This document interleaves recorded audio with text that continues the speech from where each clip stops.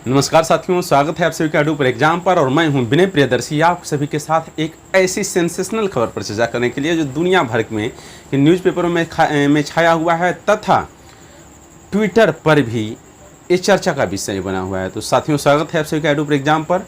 तो प्रश्न उठता है कि ऐसी कौन सी एक घटना है जो न्यूज़पेपर से ट्विटर पर छाई हुई है। तो आपको पता होना चाहिए कि नासा ने अभी हाल ही में एक ऑडियो रिलीज़ किया है और कहा है कि ये ऑडियो ब्लैक होल की है। एक आवाज़ निकाली है जिससे ओम की ध्वनि निकल रही है और इसके बाद इस पर दुनिया भर में ट्विटर्स पर बहस की भरमार छिड़ गई है, न्यूज़पेपरों में खबर चर्चा में आ गई है।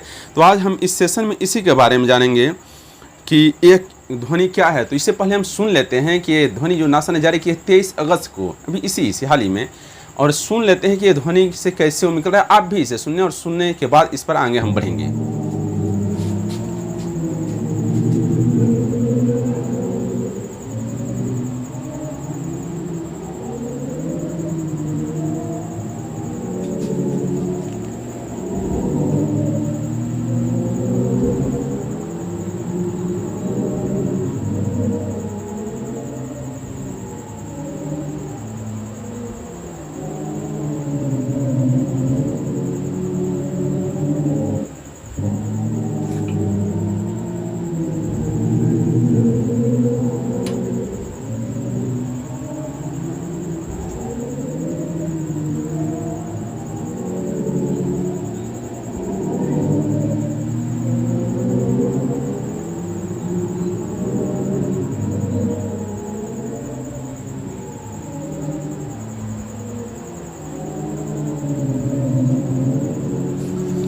तो होपफुली आप लोगों ने ऑडियो को सुना।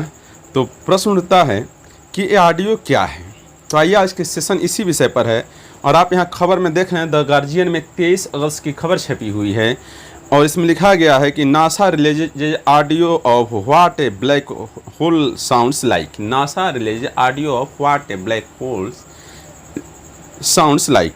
एक ब्लैक होल की जैसी आवाज़ नासा के द्वारा एक ऑडियो क्लिप जारी करके बताई गई है और कहा गया है कि यह ब्लैक होल की आवाज़ है। कहा गया है कि ये ब्लैक होल की आवाज़ है। तो प्रश्न उठता है कि ये ब्लैक होल क्या है, जिसे हम कृष्ण छिद्र कहते हैं। बहुत से साथियों को नहीं पता होगा कि ब्लैक होल क्या है। तो एक आसान भाषा में समझ लीजिए कि ब्लैक होल वह स्थान है जिससे कुछ भी बाहर नहीं आ सकता है। इसे अंतरिक्ष का शैतान भी कहा जाता है। सोच लीजिए, ब्लैक होल वह स्थान है जहाँ से कुछ भी बाहर नहीं आ सकता है और इसे अंतरिक्ष का शैतान भी कहा जाता है। तो आज इसका सेशन इसी पर है। और जानिए कि अंतरिक्ष में एक ही ब्लैक होल नहीं है। वैज्ञानिकों का मानना है कि अंतरिक्ष में मिलियंस ब्लैक होल हैं। तो प्रश्न उठता है कि किस ब्लैक होल से, कहाँ से निकल गई है। तो आपको ये पता होना चाहिए कि अंतरिक्ष में हमारी आकाशगंगा जिसमें हम रहते हैं, इसके अलावा सूर्य, चंद्रमा और पृथ्वी, जितने ग्रह और हैं जो सूर्य के चारों चंद्रमा चक्कर काटते हैं, बुध, मंगल, बृहस्पति इत्यादि, वो इस अंतरिक्ष में एक कण के समान है। एक छोटे से कण मात्र है। अंतरिक्ष सोचिए कितना बड़ा है। हमारी आकाशगंगा उसके सामने एक कण के समान है। यानी इस अंतरिक्ष में ऐसी हजारों आकाशगंगाएं और हजारों तारे भरे पड़े हैं जिन तक हम नहीं पहुंच पाए हैं। तो आपको पता होना चाहिए कि ये जो आवाज़ नासा ने ब्लैक होल की निकाली है, ये इस कहाँ से निकाली है, आज हम इस पर चर्चा करेंगे। किस आकाशगंगा से निकाली है, आज उसकी भी चर्चा करेंगे। कैसे ऑब्जर्व की है, कहा जाता है कि उसमें से प्रकाश भी बाहर नहीं आ सकता है, तो कैसे आवाज़ बाहर आ गई। और इन सारी चीज़ों को हम डिटेल में समझने की चर्चा करेंगे। और दुनिया भर में, सहित भारत में तो ट्विटर पर बहुत ही मुद्दा चर्चित हुआ है। तो आज उन्हीं बारे में हम चर्चा करने जा रहे हैं। तो आपको पता होना चाहिए, मैंने बताया कि हमारी आकाशगंगा जिसमें हम रखते हैं मिल्की वे जैसे हजारों आकाशगंगाएँ इस आसमान में हैं। और उन्हीं आकाशगंगाओं में कुछ ऐसे स्थान पे हैं जहाँ से सूरज तारे टूटकर गायब हो जाते हैं। सूरज जैसे तारे टूट के, जानते हैं हमारा सूरज भी एक तारा है जो धरती के सबसे पास स्थित है। आपको पता होना चाहिए, सूरज भी क्या है, एक मध्यावधि तारा है। इसने अपना आधा जीवन बिता लिया और आधा जीवन बाकी है। तो सूरज जैसे तारे हैं, सूरज से बड़े बड़े तारे हैं। सूरज धरती से पास है, इसलिए इतना ताप देता है। तो सोच लीजिए कि सूरज जैसे तारे टूटकर गायब हो जाते हैं। तो प्रश्न उठता है कि क्या अपना वाला भी सूरज टूटेगा? क्या सूरज कभी टूटता है क्या? बोले हाँ साथी में, सूरज जरूर टूटेगा, लेकिन आपके और मेरे जीवन काल में नहीं होगा। ये बहुत बाद की घटना। भी कहा जा रहा है कि सूर्य ने अपना आधा जीवन व्यतीत किया, अभी आधा जीवन बाकी, यानी इसमें अभी कई करोड़ वर्ष लगेंगे। तो सूरज भी एक दिन टूटेगा। तो प्रश्न उठता है कि ऐसा क्यों हो रहा है, क्यों सर सूरज क्यों भी समाप्त हो जाएगा।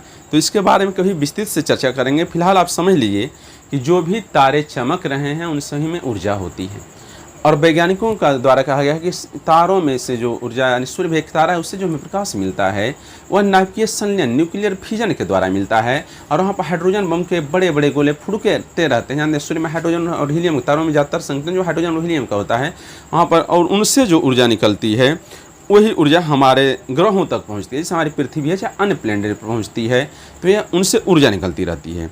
तो पूछेंगे हमारी पृथ्वी क्या है, तो प्रश्न उठता है, उसी वजह से तारे चमकते हैं जानिए। तो प्रश्न उठता है हमारी पृथ्वी क्या है, तो ये जानिए कि हमारी पृथ्वी एक ग्रह है। ग्रह से मतलब है कि इन पर किसी की रोशनी पड़ती है तब ये चमचमाते हैं, इन पर अपना प्रकाश नहीं होता है। क्लियर। अब बात करते हैं कि जब किसी के अंदर ऊर्जा होती है तो आपको एक ऊर्जा संरक्षण का सिद्धांत मालूम है। जानिए सिंपल वे में कि ऊर्जा न तो उत्पन्न की जा सकती है और न तो नष्ट की जा सकती है। ऊर्जा के एक रूप में दूसरे रूप में रूपांतरण हो सकता है, यानी उसको बदला जा सकता है। तो प्रश्न उठता है कि बदला जा सकता है तो तारों की ऊर्जा कैसे नष्ट हो जाएगी और इनका जीवन अंत कैसे हो जाएगा। तो आपको पता होना चाहिए कि यहाँ ऊर्जा बदल नहीं रही है, यहाँ ऊर्जा निकाली जा रही है।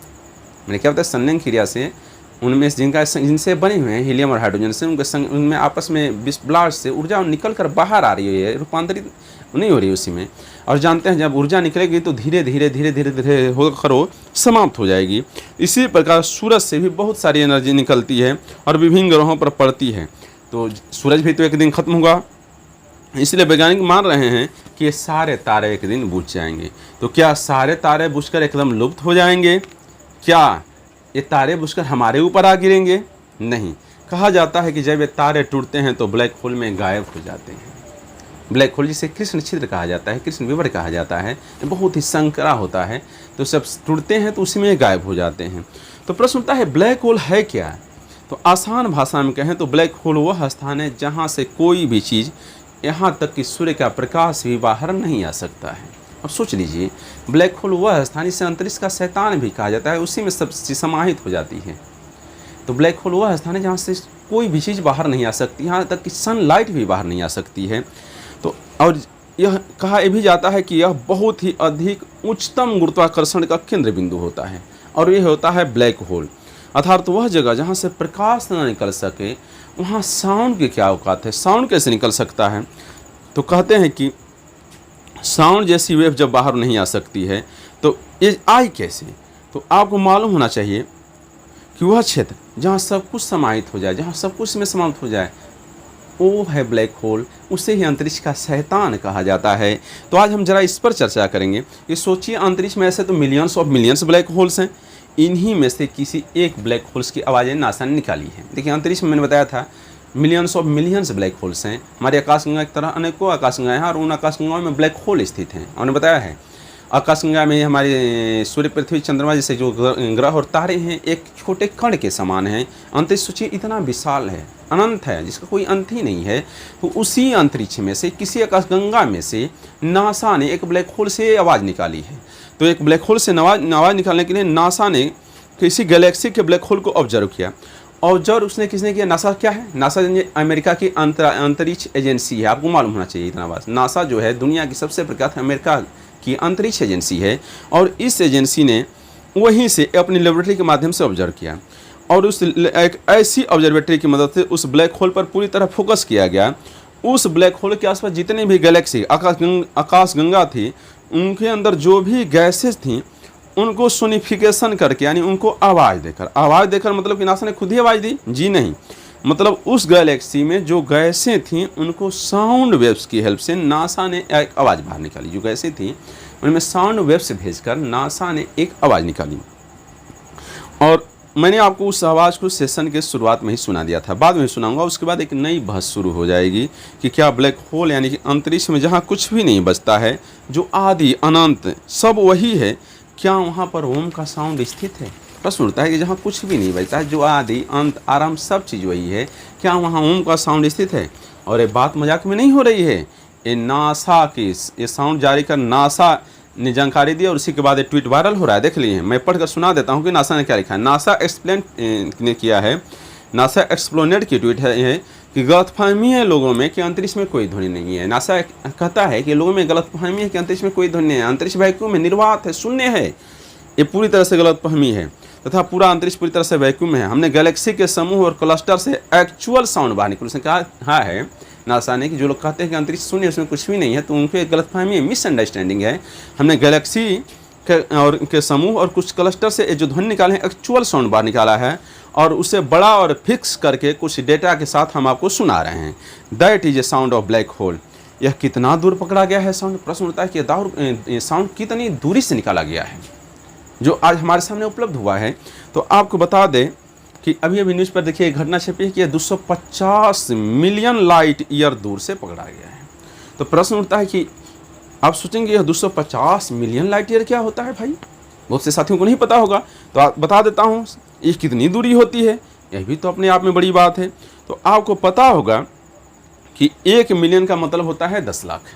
तो अब सोचिए कि 1 मिलियन का मतलब 10 लाख होता है, तो 250 में 10 लाख से गुणा कर लेंगे तो उतनी मिलियन, 10 गुणे 250, 10 लाख गुणे 250 मिलियन लाइट ईयर दूर होगा। तो प्रश्न उठता है कि एक लाइट ईयर क्या होता है? लाइट ईयर प्रकाश वर्ष क्या होता है? तो आपको मालूम होना चाहिए साथियों कि लाइट ईयर का मतलब होता है प्रकाश द्वारा एक वर्ष में तय की दूरी, यानी प्रकाश एक वर्ष में जो दूरी तय करता है उसको लाइट ईयर कहा जाता है। तो यही तो अपने आप में बहुत बड़ी बात हुई। उसे क्या कहें? लाइट है। प्रकाश एक वर्ष में कितनी दूरी तय करता है ये भी जानना जरूरी है। तो आपको मालूम होना चाहिए कि प्रकाश 1 सेकंड में 3 लाख किलोमीटर चलता है। तो इसी से अंदाज कर लीजिए कि 1 सेकंड में 3 लाख किलोमीटर की दूरी तय करता है, तो 1 साल में कितनी दूरी तय करेगा? तो 1 साल में प्रकाश जो है 9.46 ट्रिलियन दूरी किलोमीटर, 9.46 ट्रिलियन किलोमीटर दूरी तय करेगा। अब आप इसको 250 मिलियन से गुणा कर दीजिए। अब गुणा कर देंगे, जो दूरी निकल कर आएगी वही होगी 250 मिलियन लाइट ईयर। और सोचिए इतनी दूरी से इस ब्लैक होल की साउंड को लाया गया है और हमको सुनाया जा रहा है। मेरा दिमाग, आपका दिमाग एकदम सन, मेरा भी सन हो गया था।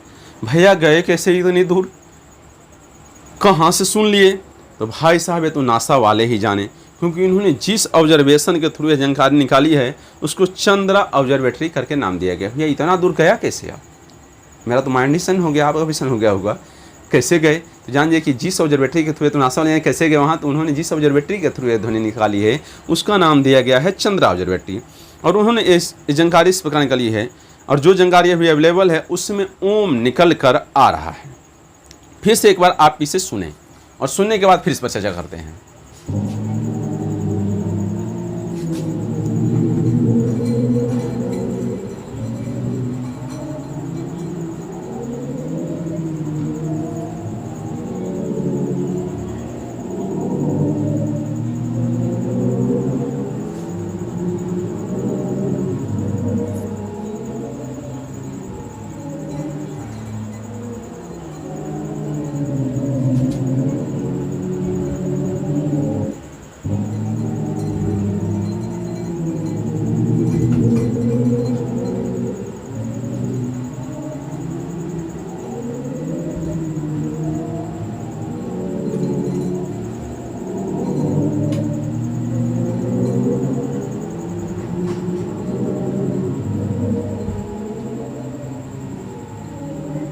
प्राप्त जानकारी के अनुसार आप सबने तो सुन लिया। फिलहाल ये आवाज़ मई में रिकॉर्ड की गई थी।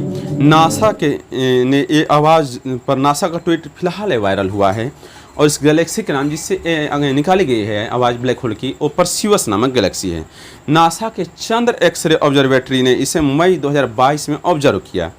ये आवाज़ निकालने के बाद खगोलविदों ने जिसे खोजा, उसके बाद एक बहस शुरू हो गई है। कहा गया है कि सोनिफिकेशन का यूज़ करके इस आवाज़ को निकाला गया है। तो ये बात तो हो गई, हम इससे आगे नहीं बढ़ेंगे क्या बहस है क्या नहीं है, नहीं तो एक और बहस शुरू हो जाएगी। हम तो चर्चा कर रहे हैं कोई वायरल ट्वीट्स की और न्यूज़ के खबरों की। जब से कुछ आवाज़ बाहर निकल के आई है तब से देखिए इंडिया में ट्वीट्स की भरमार आ गई है, और लोग कहते हैं कि आप ओम का आप भरमार है, लोग कहते थे कि आप ओम का उच्चारण करिए आपको ब्रह्मांड का ज्ञान होगा।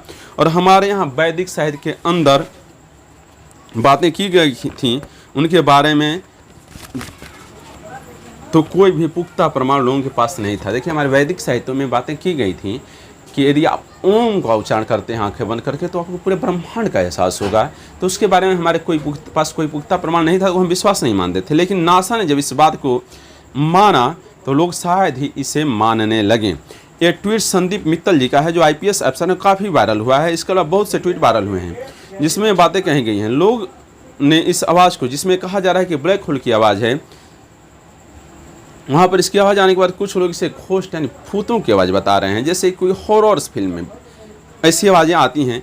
तो मैं क्या मानता हूँ, यह मैटर नहीं करता है। यह मैटर यह है कि लोग क्या करें। मैं क्या मानता हूँ, मैटर नहीं कर रहा है घोस्ट की आवाज़ है कि ब्लैक होल की आवाज़ है, लोग क्या करें यह मैटर करता है। नासा ने जो कहा है वह मैंने आपको बता दिया, जितनी आसान से आसान भाषा में हो सकता था मैंने आपको समझा दिया, उसे समझाने का प्रयास किया। उम्मीद है आपको भी इसको लेकर अपनी राय कुछ ज़रूर होगी, ज़रूर बनाएंगे। फिलहाल मैं इसके लिए आपको केवल इतना ही कहूँगा कि यह साइंस है और साइंस के नज़रिए से ही लें या आप अपने नज़रिए से लें, ये आप पर डिपेंड करता है। तो उम्मीद है कि आपको ये जानकारी समझ में आई होगी। तो यदि सेशन आपको पसंद आया है तो इसको लाइक और शेयर कर दीजिए, और यदि चैनल पर नए हैं तो चैनल को सब्सक्राइब करके बेल आइकन को प्रेस कर दीजिए, इससे हर आने वाला अपडेट आपको मिलता रहे। तो साथियों, गुड नाइट। फिर मिलते हैं फिर दूसरे दिन नए अपडेट के साथ।